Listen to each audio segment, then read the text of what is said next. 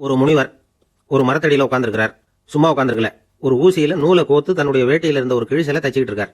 கைதான் கடமையை செஞ்சுக்கிட்டு இருந்தது. மனசு கடவுளை நினைச்சுக்கிட்டு இருந்தது. அந்த சமயத்துல பார்வதியும் பரமசிவனும் ஆகாய வீதியில அப்படியே வலம் வந்துட்டு இருக்காங்க. மரத்தடியில ஒளிப்பிழம்பா உட்கார்ந்திருந்தார் முனிவர். பார்வதி இதை கண்டதும் உடனே பரமசிவன் பக்கம் திரும்பி, அங்க மரத்தடியில பாத்தீங்களா அப்படின்னு கேட்டாங்களாம். பார்த்தேன்னார் அவர். அப்புறம் என்ன, அதை பார்த்ததுக்கு அப்புறமும் நாம எப்படி சும்மா போறது, வாங்க அங்க போய் அவருக்கு ஏதாவது வரம் கொடுத்துட்டு வரலாம் அப்படின்னாங்க. பரமசிவன் முகத்துல புன்னகை. அவனை பத்தி லேசா நினைக்காத, அவன் அந்த நிலையெல்லாம் கடந்தவன். இப்போதைக்கு நாம அவன்கிட்ட போறது வீண் வேலை, அதனால வேணாம், வா நாம நம்ம வழியிலேயே போவோம் அப்படின்னார். இருந்தாலும் பெண்கள் சொன்னது தானே, புடிவாதத்துல விட்டு கொடுக்க மாட்டாங்களே. அப்படி இருக்கிறப்போ அம்மைங்கிற மாயாசக்தி ஆண்டவனை சும்மா விட்டுருமா, கட்டாயப்படுத்தி மரத்தடிக்கு அழைச்சிட்டு வந்துடுது. வழக்கமா ஆண்கள் என்ன செய்வாங்களோ அதே தான் அவரும் செஞ்சுட்டார். அதாவது சொல்றதை சொல்லி பார்த்துட்டு வேற வழி இல்லைன்னு தெரிஞ்சதும் சரி வா அப்படின்னு சொல்லிட்டு கூடவே வந்துட்டார். 2 பேரும் வந்து அந்த முனிவர் முன்னாடி நின்று வணக்கம் சொன்னாங்க. முனிவர் நிமிர்ந்து பார்த்தார். அடடே அம்மையும் அப்பனுமா, வாங்க அப்படின்னு சொல்லி அன்பா வரவேற்றார். தாகத்தோட வந்திருப்பீங்க அப்படின்னு சொல்லி மோர் கொடுத்து உபசரிச்சார். அவ்வளவுதான். அதை கொடுத்துட்டு அவர் பாட்டுக்கு துணி கிழிச்சல தைக்க ஆரம்பிச்சுட்டார். பரமசிவனும் பார்வதியும் கொஞ்ச நேரம் பொறுமையா உட்காந்துருந்து பார்த்தாங்க. அவரு நிமிர்ந்து பார்க்குற வழியை காணும். சரி நாங்க புறப்படுறோம் அப்படின்னு குரல் கொடுத்தாங்க. ரொம்ப சந்தோஷம், போயிட்டு வாங்க வணக்கம்னார் முனிவர். அப்படி சொல்லிவிட்டு மறுபடியும் துணியை தைக்க ஆரம்பிச்சுட்டார். பார்வதி பரமசிவன் பக்கம் திரும்பி கேளுங்கிறது மாதிரி அப்படி கண்ணை காட்டுறாங்க.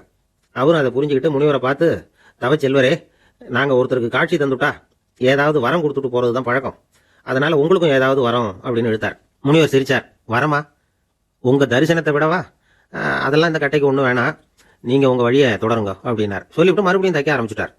இருந்தாலும் பார்வதியும் பரமசிவனும் விடுற மாதிரி இல்லை. ஏதாவது வரம் கொடுக்காம நாங்க போக மாட்டோம் அப்படின்னு புடிவாதம் பண்ண ஆரம்பிச்சிட்டாங்க. பார்த்தார் முனிவர். சரி, அப்படி கட்டாயமா வரம் கொடுத்துட்டு தான் போகணும்னு நீங்க நினைச்சா ஒண்ணு செய்யுங்க, எனக்கு ஒரு வரம் கொடுங்க, அதாவது இந்த ஊசிக்கு பின்னாடியே இந்த நூல் போறதுக்கு வரம் கொடுங்கன்னார். அவங்களுக்கு ஒன்றும் புரியல. ஏற்கனவே தான் இந்த ஊசிக்கு பின்னால இந்த நூல் போயிட்டு இருக்குதே, இதுக்கு நாங்க என்னத்துக்கு வரம் கொடுக்கணும் அப்படின்னாங்க. அதைத்தான் நானும் கேட்கறேன்.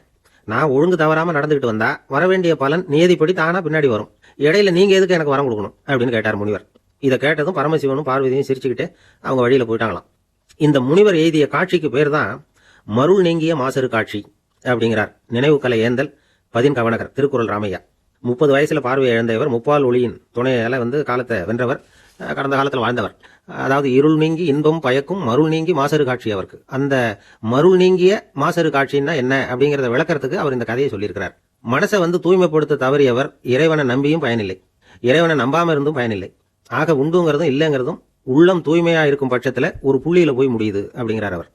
அதனால ஒருத்தன் ஆத்திகனா நாத்திகனாங்கிறது முக்கியம் இல்ல, அவன் மனசு தூய்மை உள்ளவனா இல்லையா அப்படிங்கறதா முக்கியம். இதுதான் இன்னைக்கு தகவல் அப்படின்னு சொல்லி முடிக்கிற இந்த நேரத்துல எதிரில் ஒரு வானொலி நேயர் நிக்கிறார். என்னங்க விஷயம்னு விசாரிக்கிறோம். எங்களுக்கு நீங்க ஒரு வரம் கொடுக்கணும் அப்படிங்கிறார். என்ன வேணும் கேளுங்க அப்படின்னு கேட்கிறோம். அடிக்கடி புராண கதைகளை சொல்லி நீங்க எங்க பொறுமையை சோதிக்காம இருக்கணும் அப்படிங்கிற